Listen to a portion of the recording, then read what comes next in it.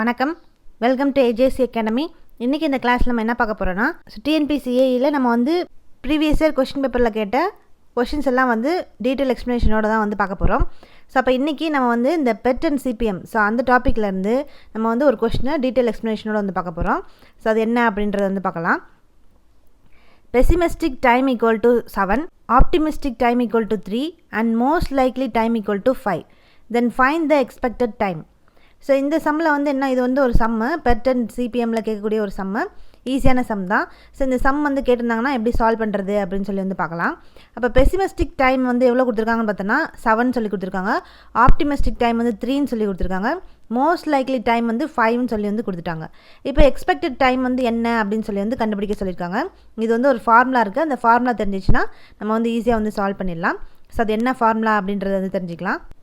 So இந்த சம்மோட formula என்ன அப்படின்னு வந்து பார்த்தோம்னா, TE equal to T0 plus 4TL plus TP divide by 6.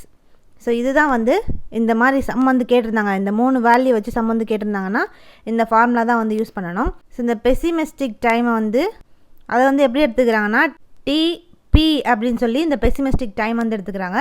So நம்மளுக்கு பெசிமிஸ்டிக் டைம் வந்து எவ்வளோ சொல்லி கொடுத்துருக்காங்க, டிபி ஈக்குவல் டு 7 அப்படின்னு சொல்லி வந்து கொடுத்துட்டாங்க. அடுத்து வந்து பார்த்தோன்னா ஆப்டிமிஸ்டிக் டைம். அப்போ ஆப்டிமிஸ்டிக் டைமை வந்து எப்படி டினோட் பண்ணுறாங்கன்னா, T0 அப்படின்னு சொல்லி வந்து டினோட் பண்ணுறாங்க. அப்போ T0 ஈக்குவல் டு நம்மளுக்கு ஆப்டிமிஸ்டிக் டைம் வந்து எவ்வளோ கொடுத்துருவாங்க, 3 அப்படின்னு சொல்லி வந்து கொடுத்துட்டாங்க. இப்போ நெக்ஸ்ட்டு மோஸ்ட் லைக்லி டைம் அப்படின்றது எப்படி சொல்கிறாங்கன்னா, மோஸ்ட் லைக்லி டைம் இதை வந்து எப்படி எடுத்துக்கிறாங்கன்னா, TL அப்படின்னு சொல்லி வந்து எடுத்துக்கிறாங்க. ஸோ அப்போ நம்மளுக்கு மோஸ்ட் லைக்லி டைம் வந்து எவ்வளோ கொடுத்துருக்காங்க, 5 அப்படின்னு சொல்லி வந்து கொடுத்துருக்காங்க.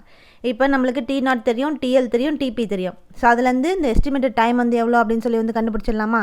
ஸோ அந்த கிவன் வேல்யூ எல்லாத்தையும் நம்ம வந்து இந்த ஃபார்முலாவில் சப்ஸ்டியூட் பண்ணலாம்.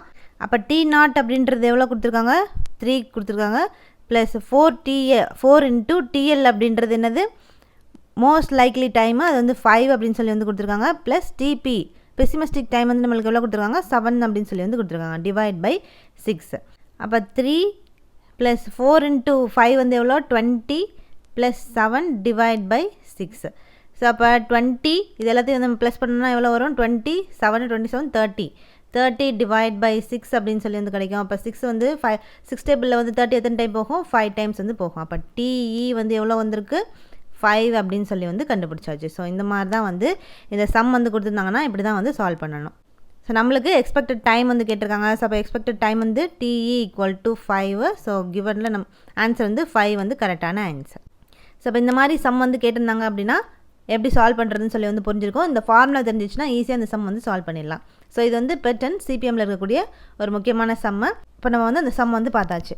ஸோ நெக்ஸ்ட் கிளாஸில் நம்ம அடுத்த கொஸ்டினோட உங்களை வந்து பார்க்கலாம். தேங்க்யூ.